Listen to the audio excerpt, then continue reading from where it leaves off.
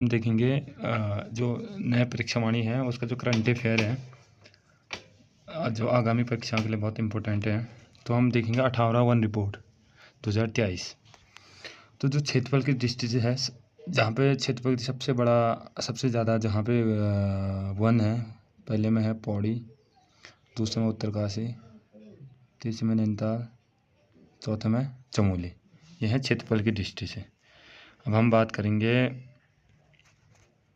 ये तो क्षेत्रफल की दृष्टि से हो गया। अब हम न्यूनतम क्षेत्रफल सबसे कम किसका है, तो सबसे कम है उधम सिंह नगर, दूसरा हरिद्वार, तीसरा रुद्रप्रयाग और चौथा चंपावत। ये तो हो गया हमारे क्षेत्रफल की दृष्टि से। तो हम इसी में आगे जाएंगे।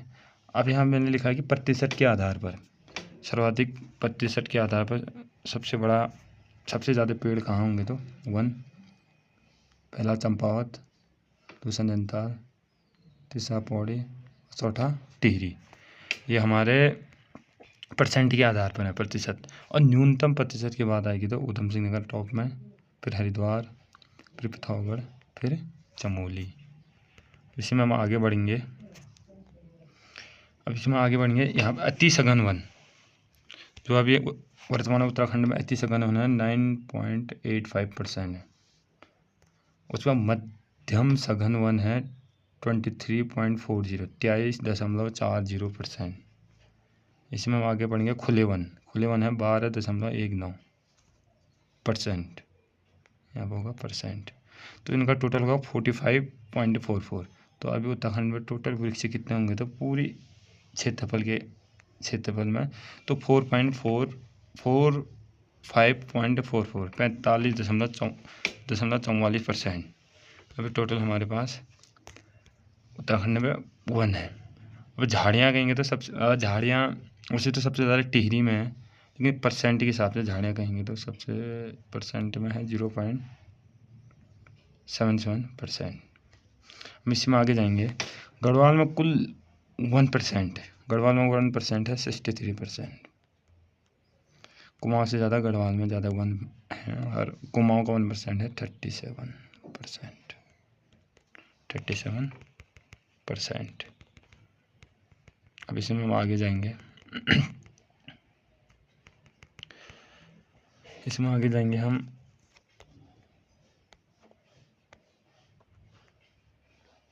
देखो,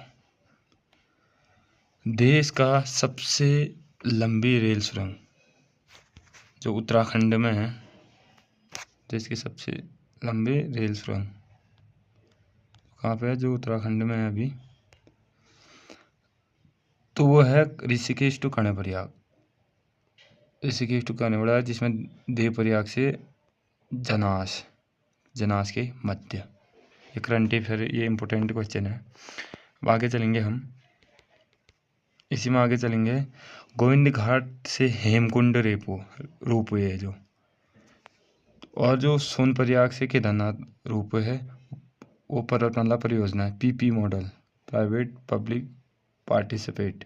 इस मॉडल पे है, सिर्फ दो हैं। तो सबसे पहले आएगा तो गोविंद घाट से हेमकुंड, फिर दूसरा आएगा तो दूसरा है सोनप्रयाग से केदारनाथ।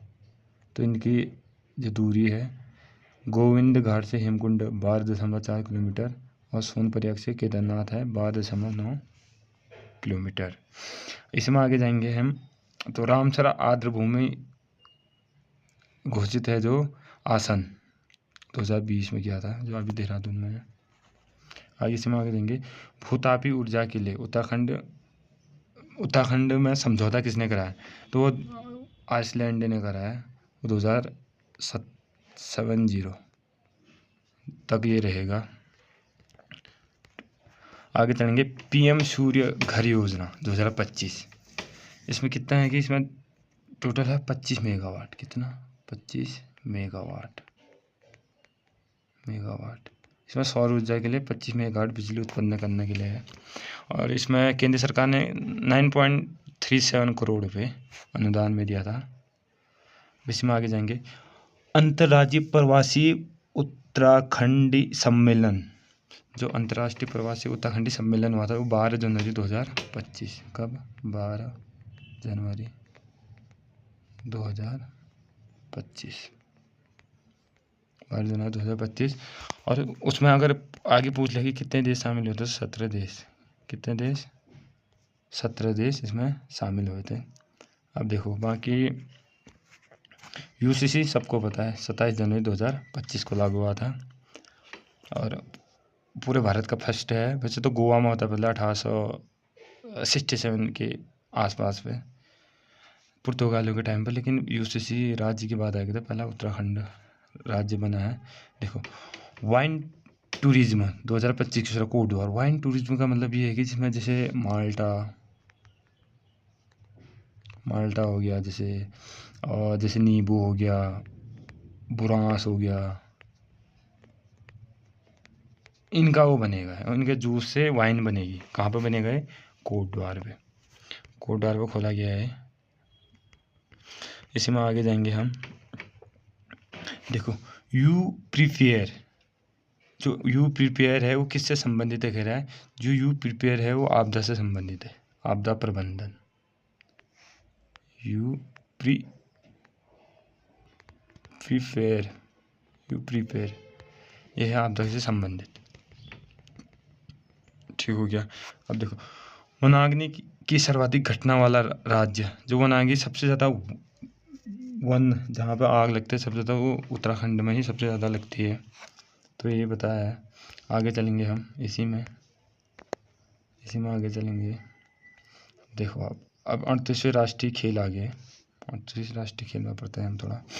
देखो 38वां राष्ट्रीय खेल आयोजन आपको पता है कि 2025 में कहाँ हुए थे? उत्तराखंड में हुए थे। तो शुभंकर था मौली और मसाल का नाम था तेजस्वनी। टैगलाइन था इसका संकल्प से शिखर तक। ठीक हो गया। तो इसमें 4 खेल नए जोड़े गए थे। इसका पहला नाम था देखो मलखल, क्वारियट्टू, राफ्टिंग और योगासन। ऐसे करके याद करना। ऐसे करके शॉर्ट है। एम से मलखम, वाई से योगासनम, के से क्वारियट्टम और आर से राफ्टिंग। ऐसे करके हम याद कर सकते हैं। जिसमें देखते हैं, देखो ये 8 जिलों में आयोजित किया गया था। कितने जिलों में? 8। कौन कौन से हैं? देहरादून, हरिद्वार, नैनीताल, ऊधम सिंह नगर, पिथौरागढ़, टिहरी और शिवपुरी। कहाँ?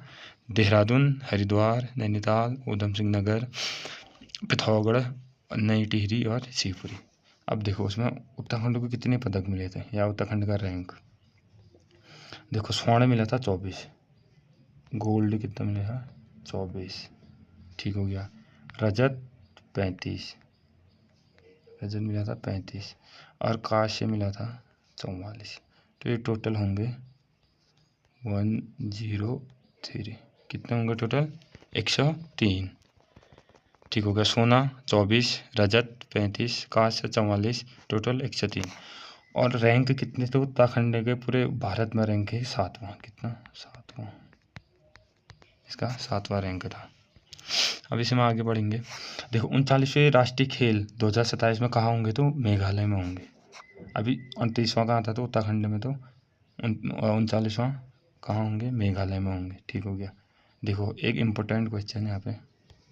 देखो हाउस ऑफ हिमालयाज ब्रांड, ठीक है, ये हाउस ऑफ हिमालय का पुराना नाम हिमाद्री था। जैसे हिमाद्री हम बाजार में उत्तराखंड उत्पादों का नया नाम था ना, उत्पादों के नाम से हिमाद्री के नाम से बेचते थे हम।